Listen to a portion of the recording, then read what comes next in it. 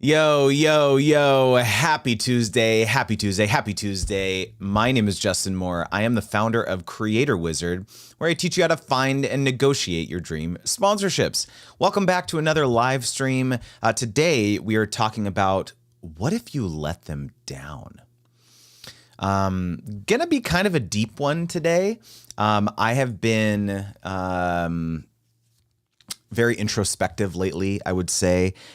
You know me, I typically go straight to the tactics. Like, here's a framework. Here's what you can say to, make a brand pay attention to you. And here's, how you can put a package together for a brand, and et cetera, et cetera. But I very rarely touch on the aspects of being a creator that often prevent us from being our best self and a cold, hard negotiator, right? There's a lot of head junk that comes with being a creator, comes with kind of putting yourself out there on the internet. And so I wanted to talk about this topic, like all these people in our lives, our friends, our family, we have this thing in our head, oftentimes that is a script, is a narrative that dictates the way in which we live our life because we're fearful of actually letting these people down in our life. We're going to get kind of deep today. And so the only thing that I would ask in return is that let's get deep together. Like, this is a safe space. You can be vulnerable here. And so I'm hoping that others like you might feel comfortable kind of opening up and sharing your situation as well. So before we dive in, I want to acknowledge some folks who are already showing up here. We've got the Bearded IT Dad. What's up, dude? We've got John Willis. We've got Jason Fiddler tuning in from Muggy, Florida. I hear you, Jason. The Bearded IT Dad says, I'm saving up for your Creator Wizard course. Let's go. Excited to have you in there when you're ready, man. We've got Penguin Picker Upper on TikTok, Jordan Meek. We've got Maria. We've got Queen of Somaliland. We've got Albie tuning in. Good to see you all here. We've got Sandra. We've got Dark Side Performance tuning in on Instagram, Butter EV. The 50s Fight Club. We've got Airborne Camera. We've got Bianca from my team tuning in. Good to see you guys all here.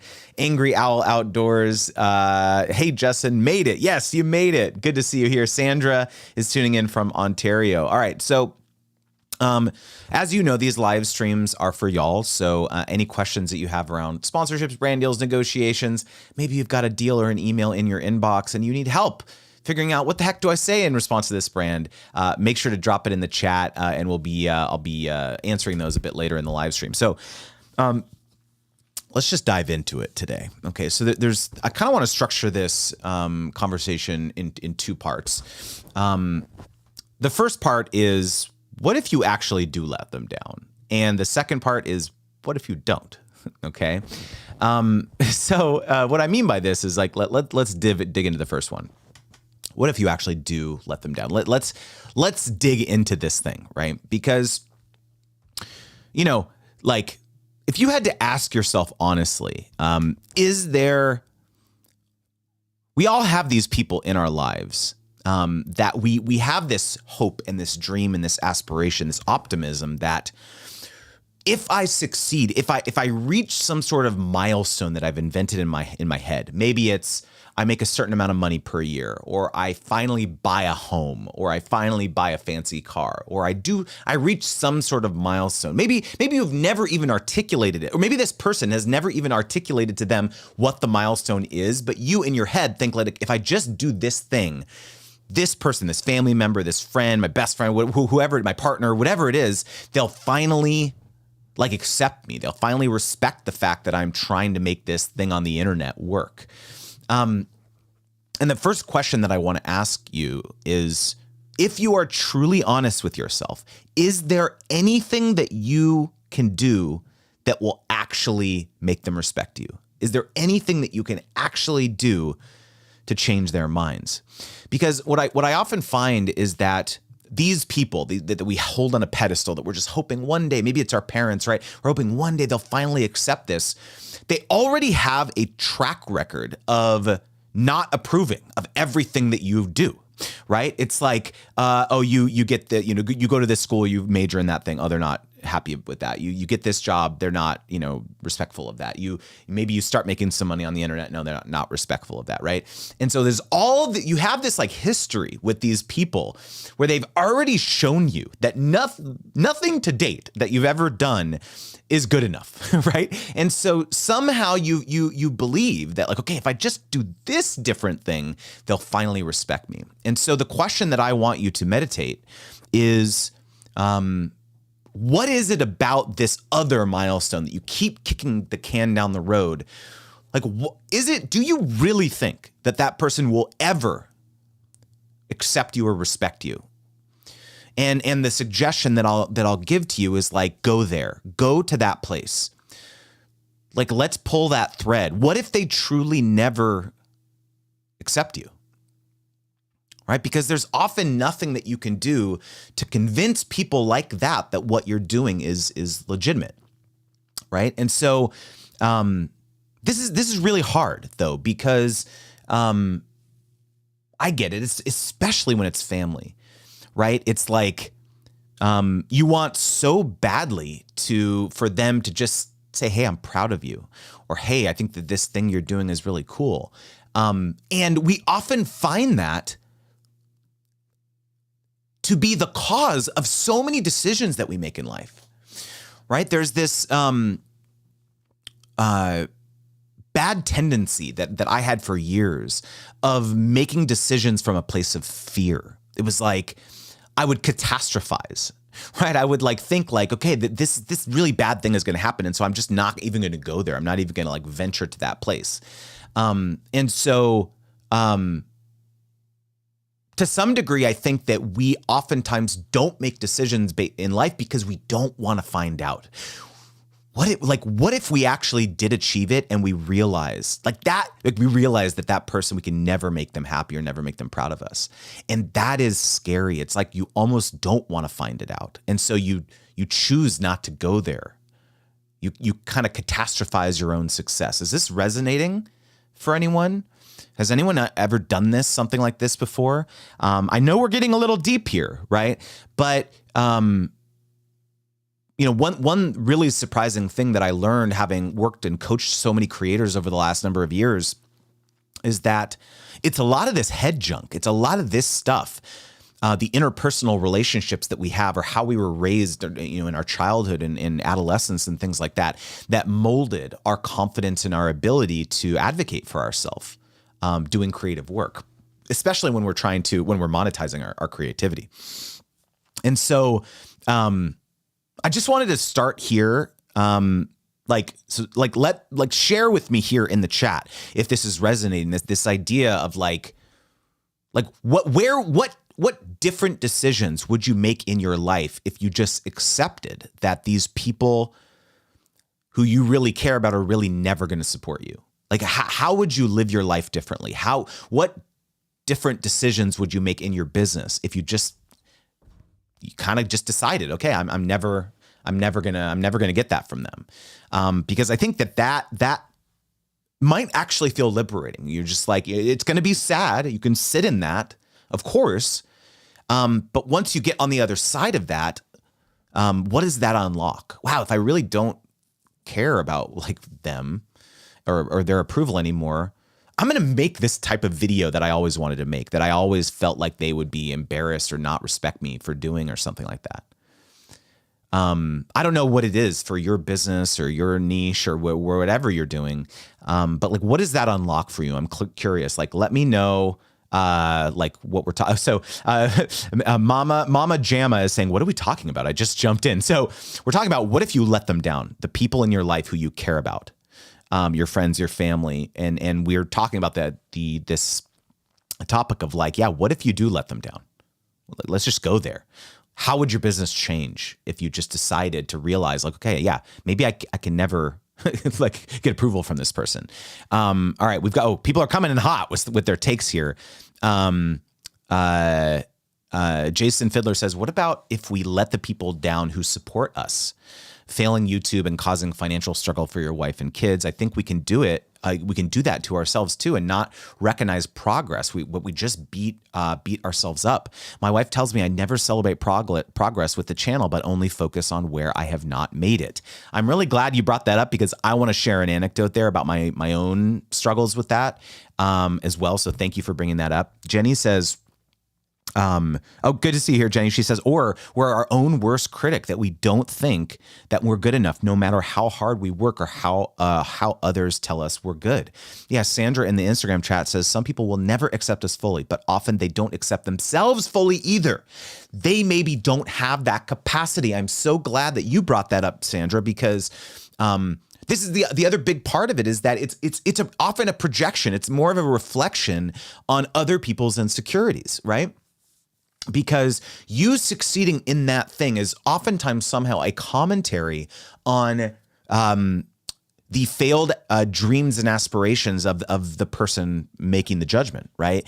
You know, they never went to go get their degree in writing, or they never wrote the novel, or they never pursued the musician, path in their life, or they never, started that blog or that YouTube channel that they wish. I can't tell you how many people over the last 15 years, how many people we've interacted with, my wife and I, where, the moment that they found out that we did this thing on the internet, they're like, you know what? I always thought that I'd be really good at having a YouTube channel, or I would be really good at having a blog, or blah, blah, blah, blah, blah, blah, blah.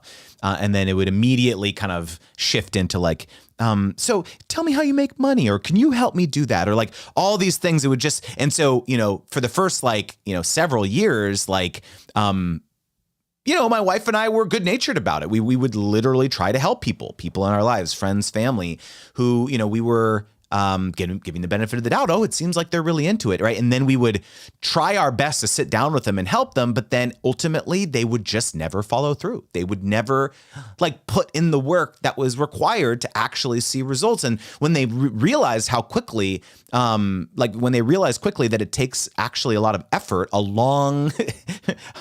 lot of effort over a long time period, they would just give up. Right. And so this just happened over and over and over. Let me know in the chat if this has ever happened to you, that there's ever been people in your life who this has happened to you, where they say, oh, I'd be great at it. And then you try to help them and they give up. And so it's often those people who it's a personal failing, that they just don't have it in them to do this type of thing, that those are the people. It's more of a reflection on them than it is on you. And that's really hard to reconcile sometimes, because they're not going to say it. They're not going to say, oh, yeah, I wish I could do it too. They're like, no, it's just bringing you down somehow makes them feel better about themselves. They're belittling, right? And so it's man, yeah, the 50s Fight Club. Yes, this.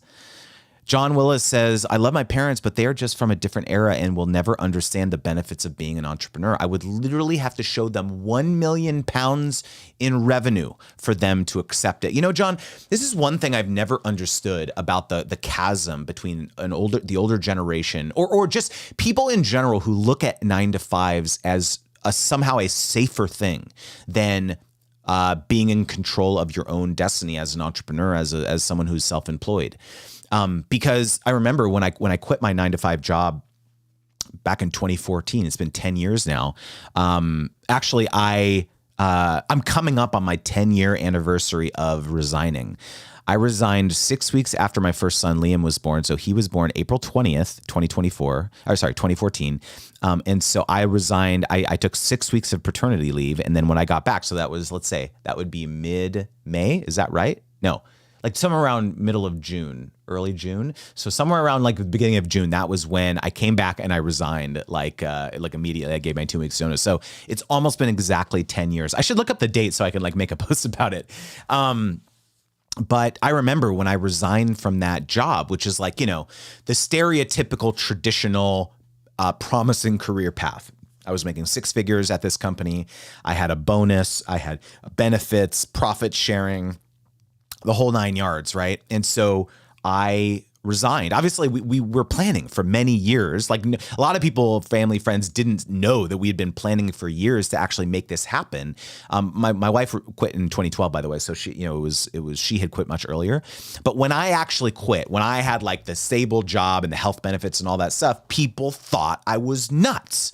We were nuts to like put all our eggs in one basket and like do this crazy thing. Because mind you, back in 2014, being a full-time creator was not really a thing. It was not, I mean, there were some people doing it, but it was not as prevalent as it is today, because especially there was not as many like revenue streams that you could generate, right?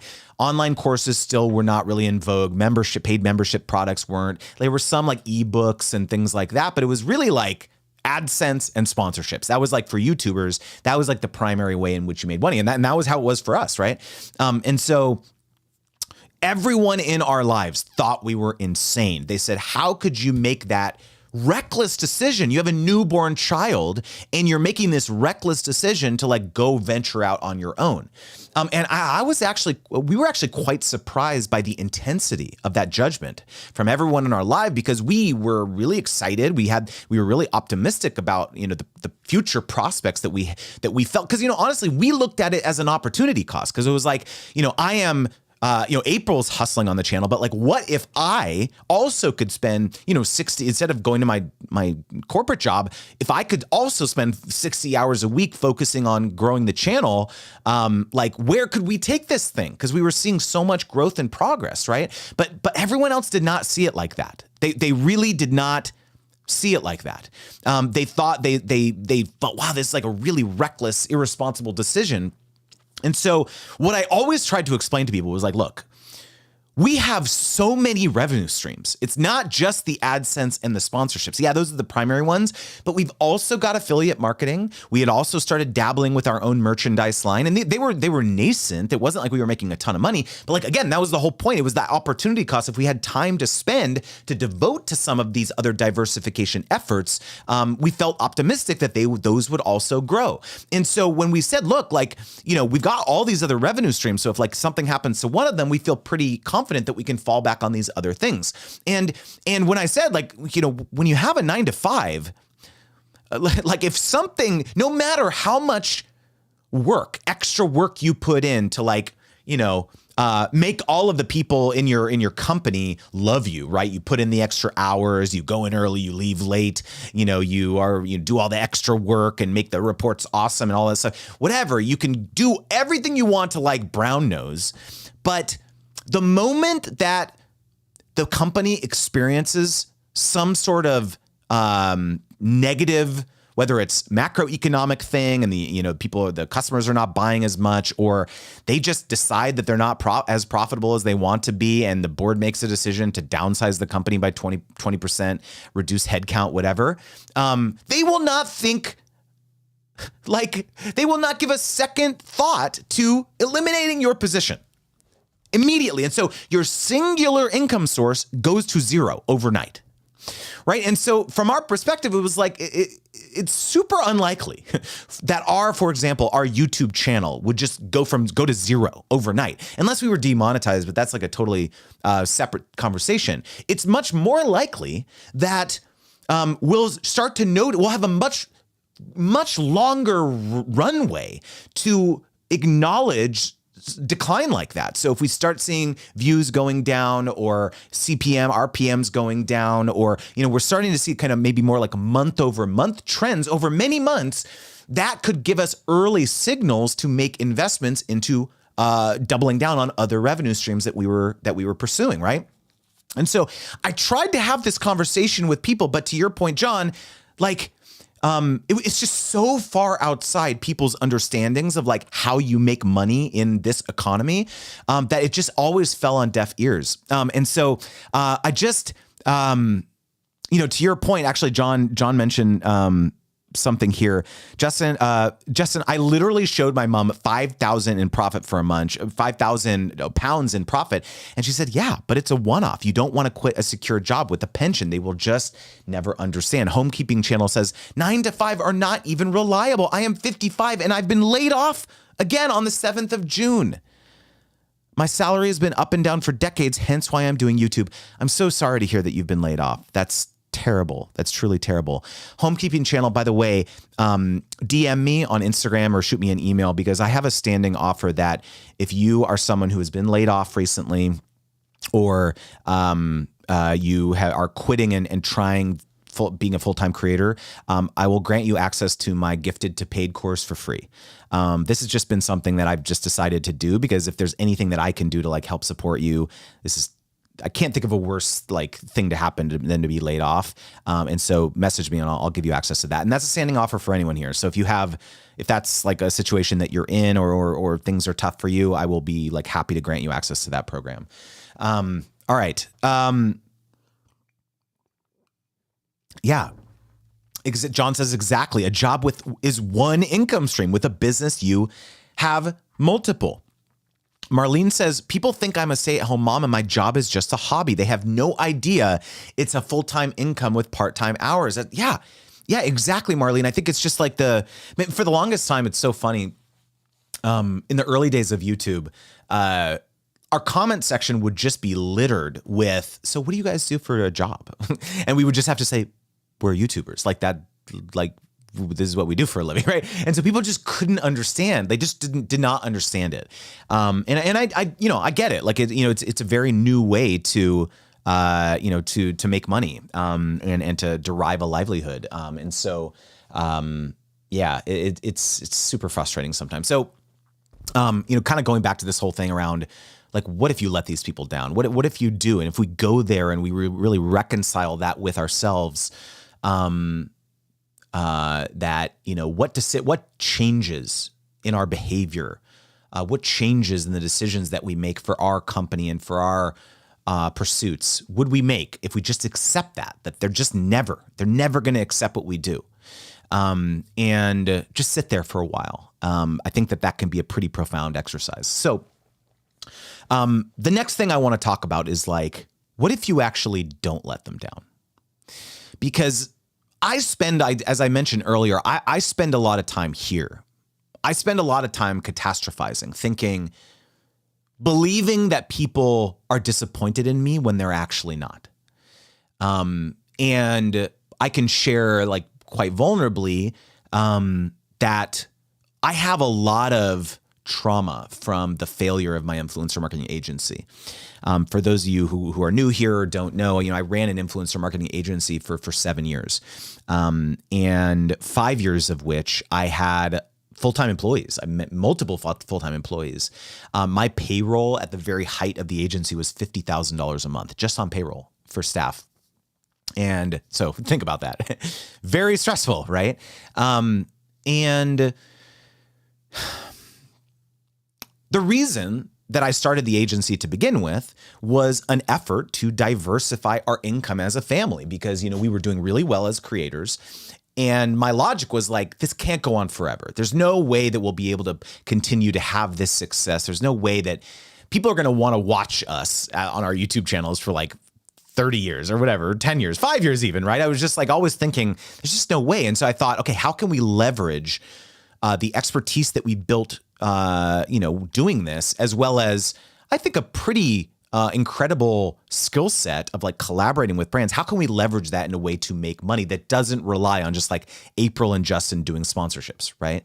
And so that was where the idea from the agency came. I was like, okay, I will help facilitate partnerships for other creators. Because again, remember, in my professional life, I was a project manager. And so I was very used to like running projects, deadlines, keeping things like on track and all this stuff too. And so I just created this idea. Okay, I'm going to go and pitch some of the brands and agencies that we had collaborated with personally about this new agency that I'm running. And so the first thing that I did was actually go and chat with a bunch of our other friends who were YouTubers, like family vloggers in particular. And I said, hey, can I put you in a deck? Like I'm going to this is a non-exclusive thing, but I'm going to go out and try and get like all of us deals, right? Because remember in 2015, influencer marketing was still pretty new.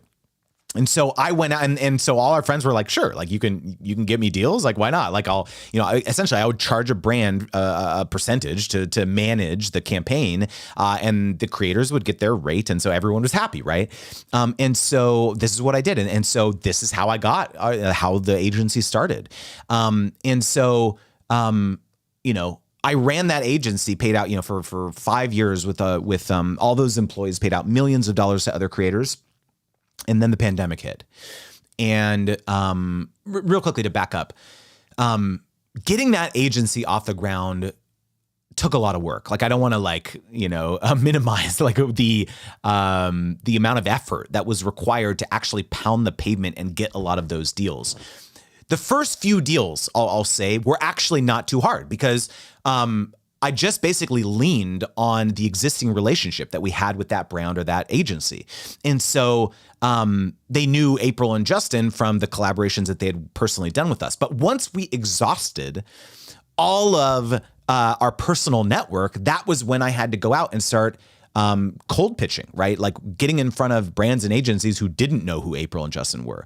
And so that was when it got really hard. And so it was a lot of calls and conversations and lots of meetings and physically going to New York and Chicago and LA and me trying to line up a bunch of meetings and going to their office and getting up in front of 20 people and doing the dog and pony show and all this.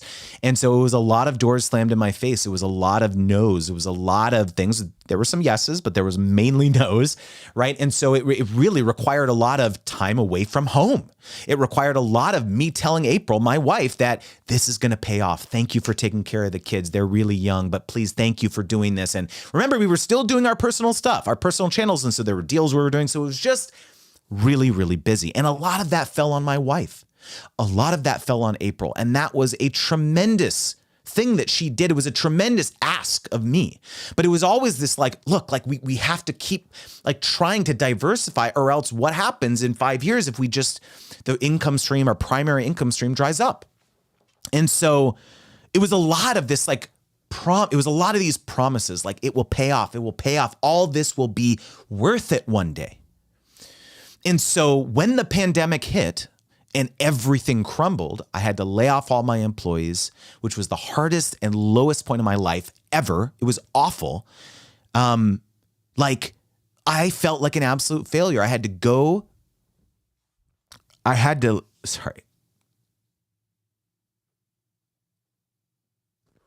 just never forget that conversation.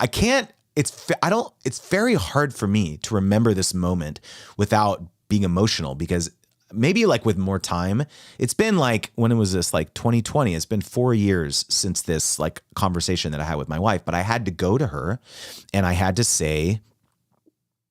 tell her it failed.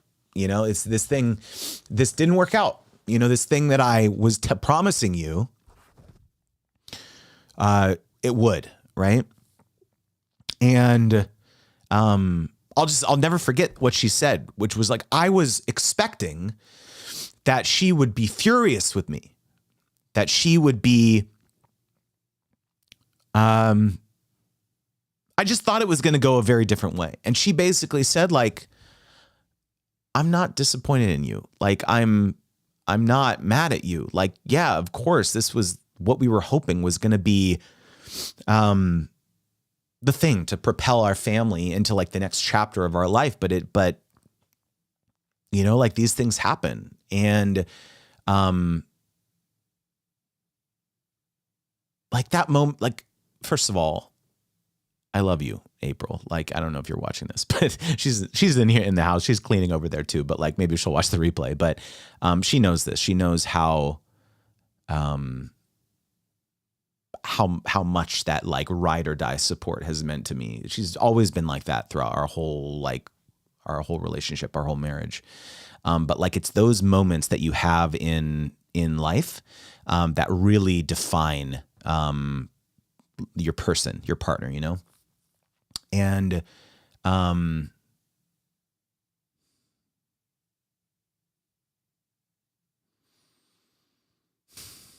I think it's even though I know that she's my ride or die, it's very difficult to not carry that baggage into this new thing that I'm building, Creator Wizard. Right? Because I've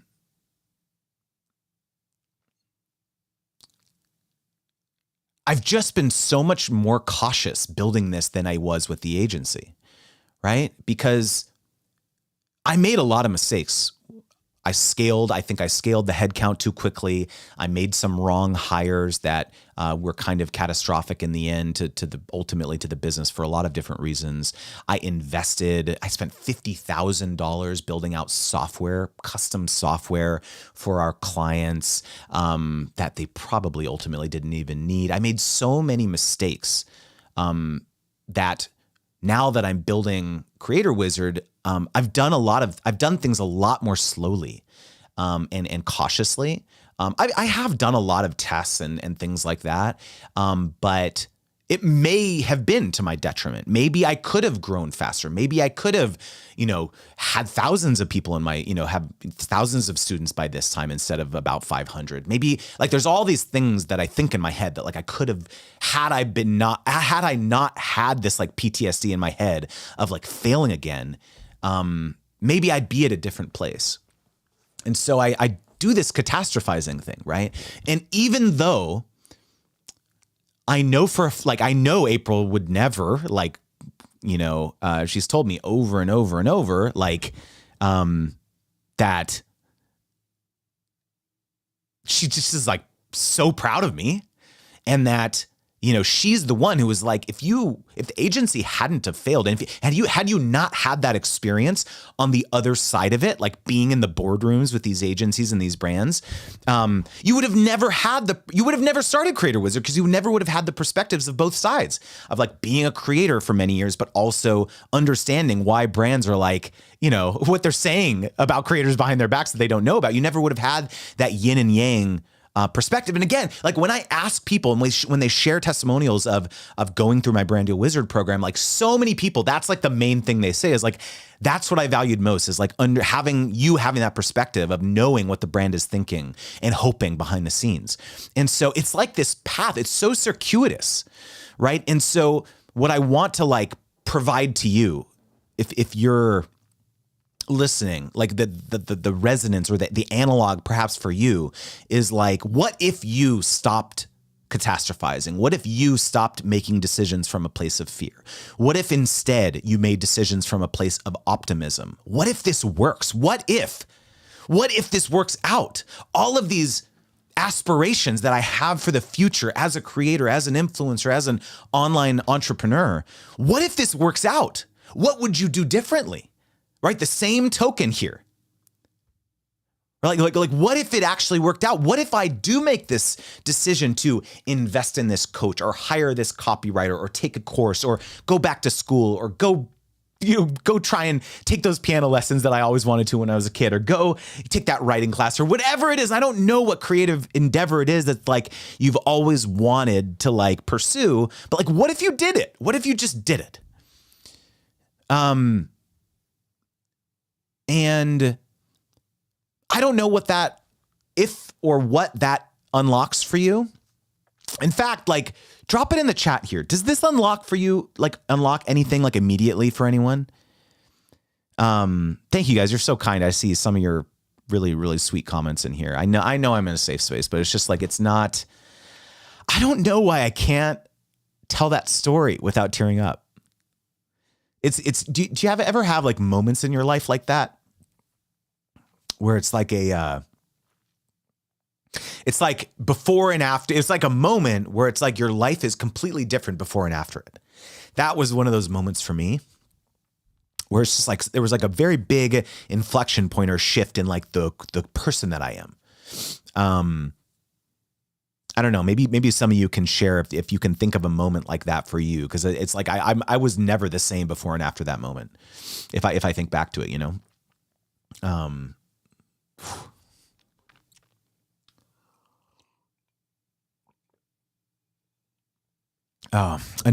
Ali says, this is really powerful on TikTok, not just for people going into social media, any change in your life. I'm really glad to hear that this is impactful for you and feels powerful. Yeah. John Willis says, I'm lucky to have an incredible wife like that who will support you through thick and thin, but you always strive to make them happy and fear failure, which helps you make better decisions. Yeah, I have a video that I'm going to be releasing soon on my Creator Wizard channel called Why Influencers Divorce. It's kind of pretty juicy title, right? But it's my first video with April. She's been on the live stream a couple times. I always love when she makes cameos. It's that you guys know if you've been here and seen it. She's so great. But it's like a sit down video. I think it's about 20 minutes long, and we talk about a lot of the friends that we've known over the years that have separated. It's hard to be creators and like married and business partners. It's really difficult. And so it's a spicy video. So we talk about a lot of this stuff and how that's impacted our life and our relationship. So yeah. All right. I don't know how we're going to shift on to the topic of sponsorships and brand deals after this heavy topic, but I don't know. I've been feeling this. You know, I sent, if you're on my newsletter, by the way, if you're not on my newsletter, you should be on my newsletter. It's creatorwizard.com/join. And I sent out an email today about a program that I was part of called Ultra Speaking over the last 2 weeks. I was part of creator cohort number 4.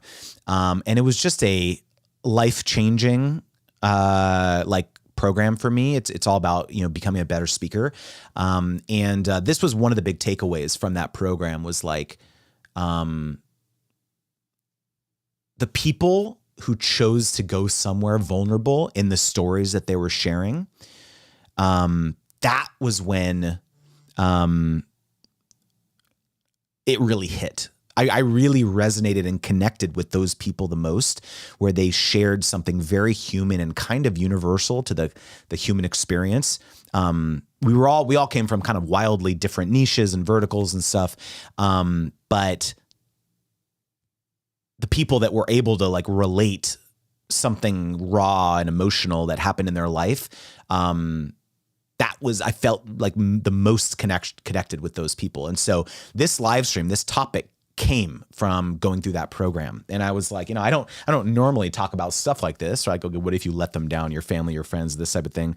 But, I just decided that I'm going to start talking more about this stuff because it's this stuff oftentimes that can prevent us from getting the quantitative outcomes that we want, right? It's like, being a cold, hard negotiator, being objective in these types of things.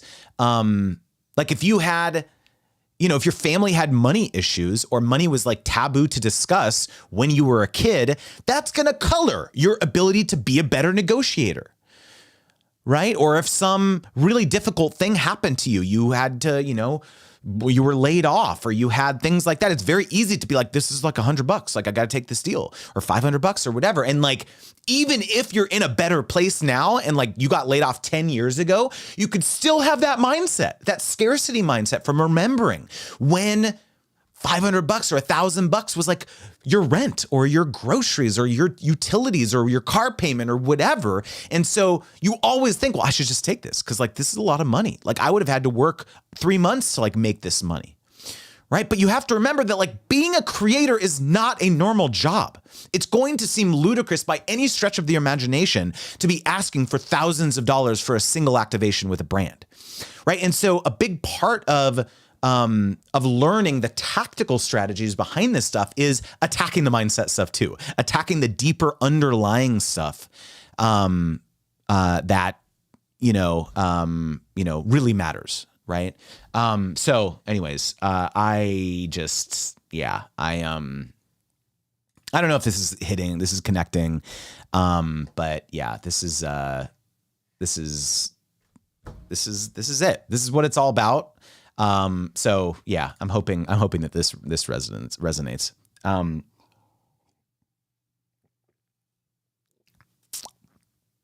Delilah says, when someone is vulnerable, like you, or being now in a speech or story, trigger the same stories in our own lives that speak to us because we have lived it different ways, but the emotions are the same. Yeah, that's exactly right. I'm just getting all up in my feels today. So I'm giving a keynote speech next week on Monday, T-6 days at CEX, the Content Entrepreneur Expo. And one thing that I'm talking about in the speech is I had a joint birthday party for my kids this weekend. They're 10 and 7. And I've just been thinking about this window that I feel like I have with my kids right now. Especially my older son, Liam. I feel like I have maybe like 2 or 3 more years until he's going to be more interested in hanging out with his friends than me.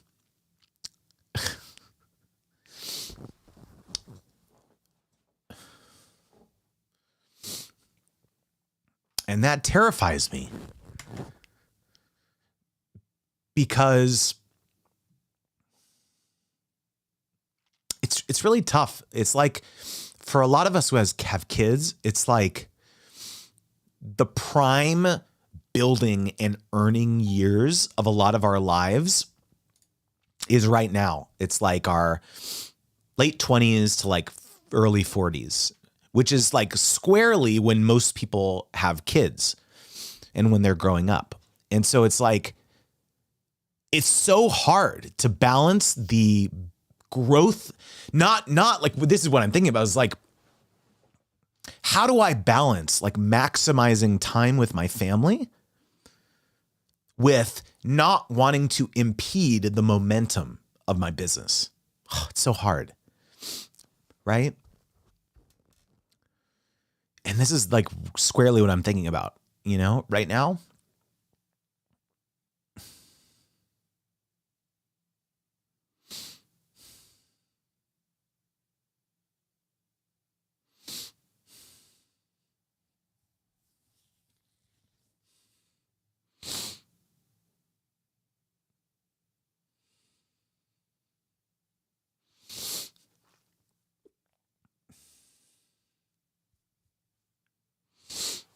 Trekker Wilson says, sorry.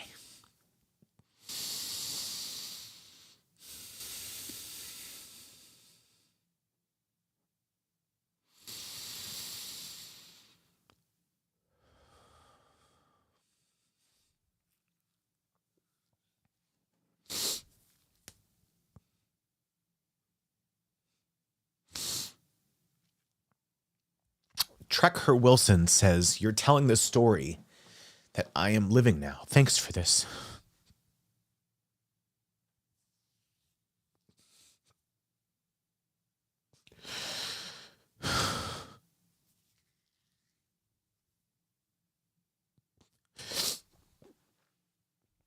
I don't have any napkins in here.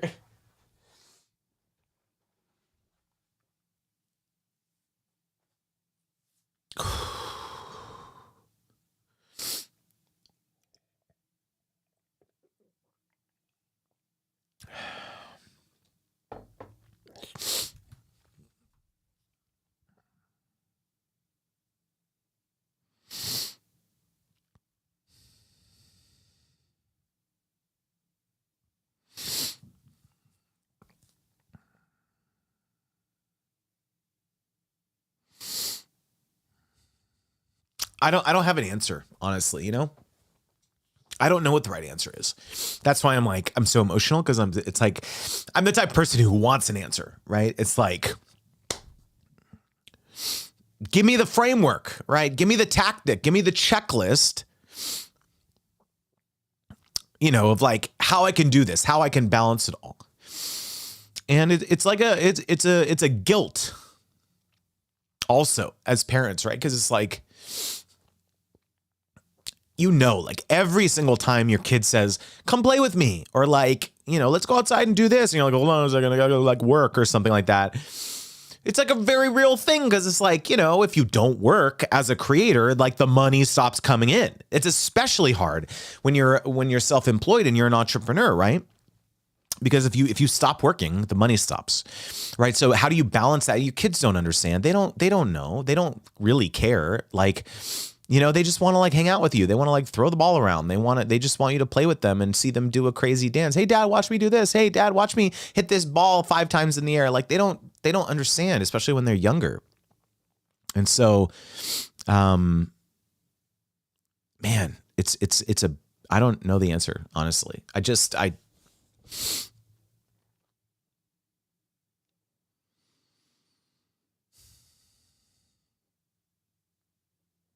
Yeah. Thanks for this, guys. Yeah, it's not an easy topic, but here we are talking about emotions on a brand deal stream. The in-between. Yeah. He says, Dan Martell has a great book called Buy Back Your Time. I've read the book and it's amazing. And it's one of the main reasons that I have Bianca on my team now. So Bianca, big shout out to you. I know you're here in the chat. That was actually one of the first, that Buy Back Your Time, as well as I was listening to a podcast called Free Time from my friend Jenny, different Jenny. And she had someone on who ran a company called Inbox Done. And that was how I met Bianca.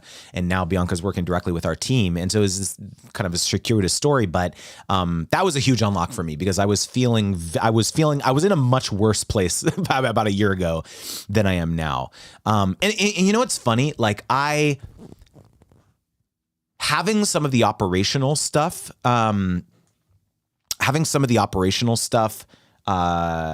handled, it's given me weirdly actually more time and space to think about some of this stuff, because when you're super, super busy, you don't have time to like be up in your feels, right? It's like you just have to like get it done, and you kind of compartmentalize all of that, all of the tough and emotional things that come with being an entrepreneur and self-employed. And so I've actually strangely started thinking about this stuff more because I have a little bit more headspace and time to think about this type of stuff. Honey, I've been like bawling my eyes out. Literally, I've been like, I literally was just, I've like, oh, my big zaddy, why you crying? Oh, just all this stuff we've been talking about lately. I was just talking about like the kids getting older and feeling like I don't have much time left. Don't cry, that makes me sad. We have time.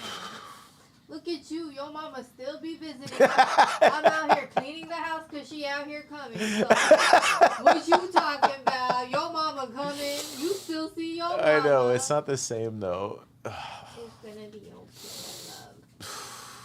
Okay. Yeah. Love you. Love you, thank you. Thanks. Hi, friends. The other thing I was crying about was raggedy because I've been cleaning the house all day. I just told the story of like the agency failing again and having to have the conversation with you and everything. And it's just, I was crying again about that. Yeah. So I was saying I can never not tell that story without crying. I don't know why. Yeah. Why? We fine. I know. That's why it's so emotional to me. We're just going to be fine. Ugh. You need some water? No, I'm good. Actually, can I have some tissues? I was like wiping my stuff with everything. Yeah, thank you, honey. Oh. Thanks, baby. Okay, love you. Thank you. All right. Bianca says rescue hug from April. Yes, exactly. Yes, rescue hug.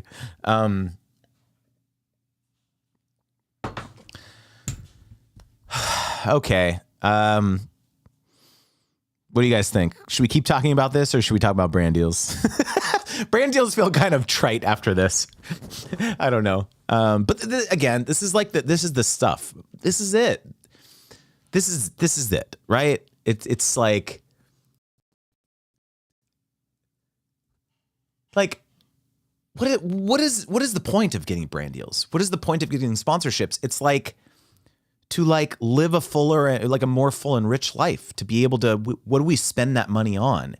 We spend that money on a livelihood for our family. We spend that money on vacations. We spend that money on braces for our kids. We spend that money on whatever it is. Like we all have a different reason that we're doing it. It's not just for the money. If it's just for the money, you got to figure something else out, because it's like anything in life, not just sponsorships, but if it's just for the money, that's hard. That's tough, because when adversity comes up, it's going to make you not want to do it. So it's got to be for something else. There's got to be a larger purpose, right? And so this is something I think you got to find your thing. Like why are you doing this, right? Because again, yeah, I can help you. I can help you make a lot more money on sponsorships. Like that's my whole business, of course.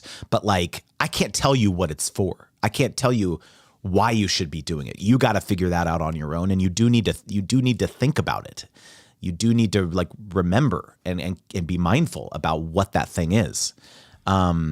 Liz says it's college parents. It's never the money. Yeah. It's never the money. Right. Good to see you here, Liz. Sandra says April is always so supportive. We all need April in our lives. That is 100% right. I am so unbelievably fortunate to have April in my life, because I would not know any of the stuff that I know about brand deals had it not been for her, because she was the one who built her business. It was her channel when we first started. And so it was the brands wanting to work with her. And she just basically said, like, can you do this for me? Because I have no idea what I'm doing. I actually tell that story in the very beginning of my book, Sponsor Magnet. And so, yeah, like we all need an April in our life. That's 100% true. All right. What questions do we have here? Delilah says, my bro is 20 years younger than me and graduating UCLA in June. That's incredible. Go Bruins. I'm an alum, a Bruin as well. And all I can think is, where did the time go? He called me the other night and said, thank you for buying these Slurpees whenever I asked. I remember. That's so sweet. That's really sweet.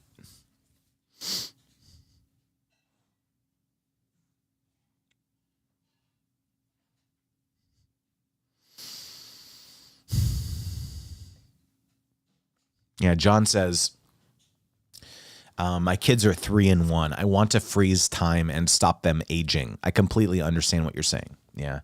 Jason says, after 3 years of running a blog, I was getting close to quitting my job. Google's algorithm crushed traffic 95%.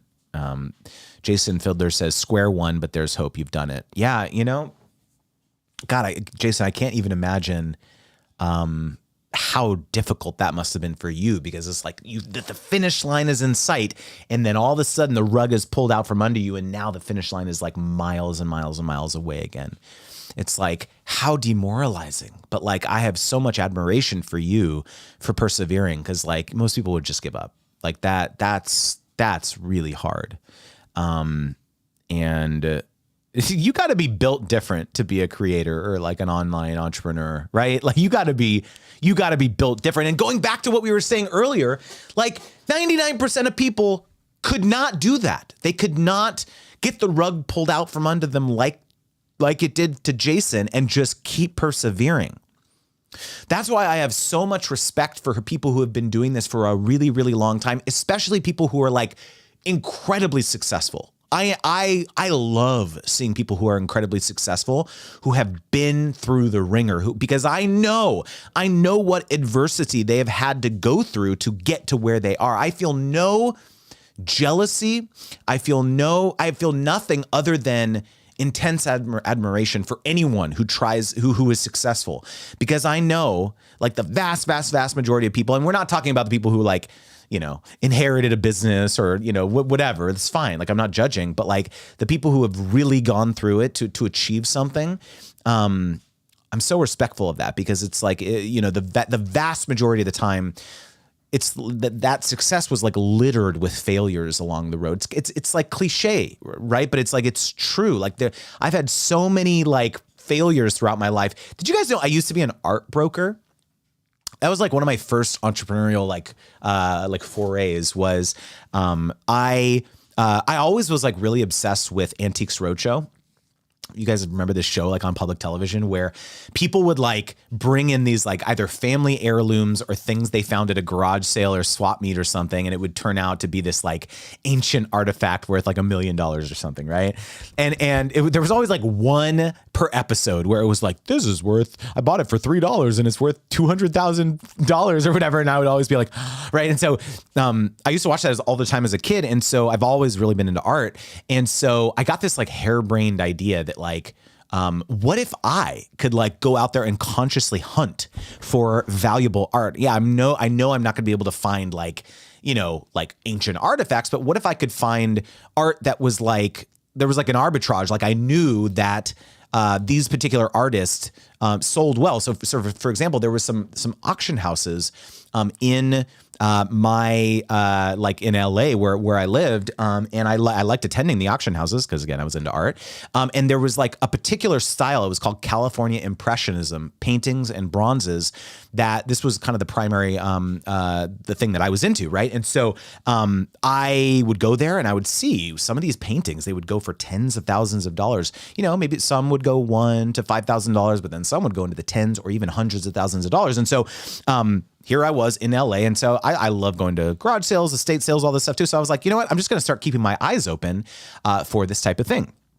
And so let me tell you the story of my best flip ever. Okay. And so the idea was like find the art and then resell it, right? Something that I knew was actually valuable. So here's the story. So one thing that I would do in addition to the art and to the auction houses is I would study completed eBay listings. Okay. I don't know if you're still able to do this, but back in the day, you could check a box to only show completed listings, like things that had already sold in the search results. And so what I would do is I would Google, there was like a series of, about 30 or 40 artists that I would follow. And there was one artist in particular, his name was Erte, and he made lithographs and bronzes. And he was quite prolific in the 80s and 90s. So a little bit of an older artist, or like not older, but I'm saying like not California Impressionism, which was more like, 40s to 70s, 40s to 60s, something like that. But there was, in particular, his sculptures. His bronzes, I was always really into. And so I knew that many of his bronzes, usually there was between 1 and 200 editions that were created for each one. And so these things would sell for thousands of dollars on eBay, right? Because there was collectors of these things, right? And so one day there was a auction house in Carson in near Long Beach in SoCal that did not have online listings. They only allowed either in-person bids or phone bids. Okay. And so I was like, this is perfect. And the reason that was so good is because the moment that they opened up to online, anyone from around the world could bid on it. But I was like, I know that not a lot of people know about this auction house that's kind of more of a regional auction house. And so I saw that one of their upcoming auctions, their feature lot was an Erte sculpture. And I had seen the Erte sculpture before, and I was like, and they had listed it at $2,100. That was the starting bid, and there was like they had listed it at like $1,200, but there was a reserve. And what that means is that they're not going to sell it unless it meets a minimum sales price, but they don't tell you what the reserve is. And so I went physically to the auction house. And remind you, I am a college student still. I do not, or maybe I'd like just graduated, and I only had one credit card, and the credit limit on the credit card was like $2,500. That was all. I did not have a lot of money to my name here. Okay.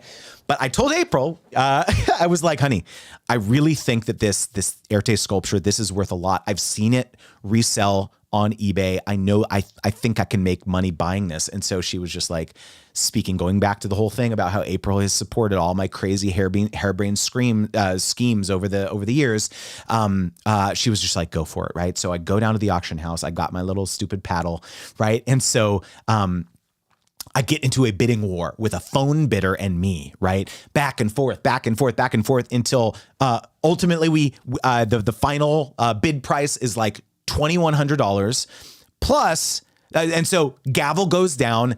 I win the lot, and there's a buyer premium, and it really sunk in when the auctioneer was like, okay, go to the back of the room to pay the buyer's premium and give your payment method or whatever. And I was just like, what did I just do? Like, I just maxed out my credit card buying a sculpture. Like, what on earth? So I went back, maxed out my credit card, and I get this sculpture. I put it into the front seat of the car. I put the seatbelt on it. Right. And I just sit there looking at it, and I'm just like, did I really just do that? Right. So, I go home, I go to my my apartment, and I take some photos of it, and I list it on eBay the very next day for 99 cents, no reserve.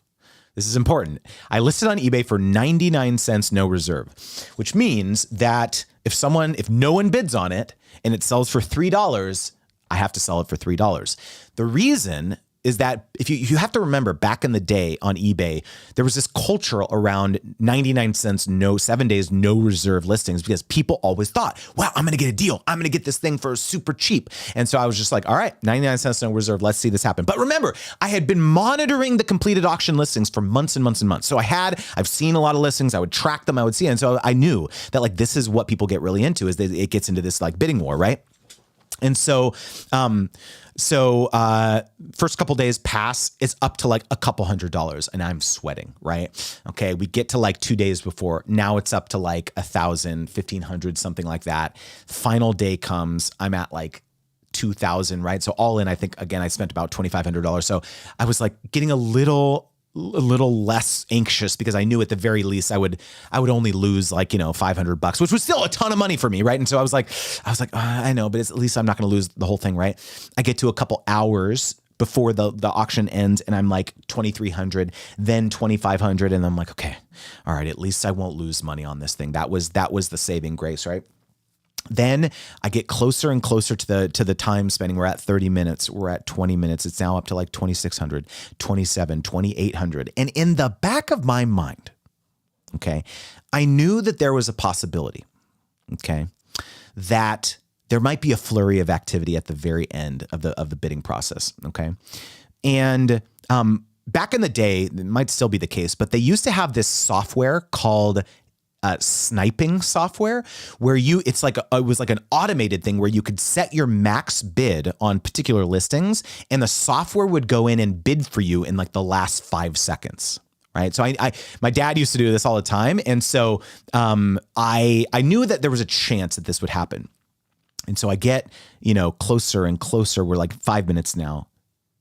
3 minutes now, 2 minutes, 1 minute, 30 seconds. I refresh the screen and it's just like hanging there, hanging there, hanging there.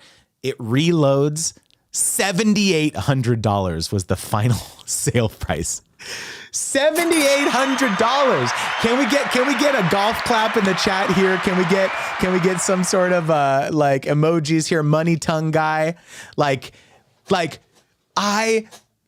April jumped into my arms. We were like, holy crap. And so what ended up happening was that 2 different people had that sniping software and they were bidding against each other.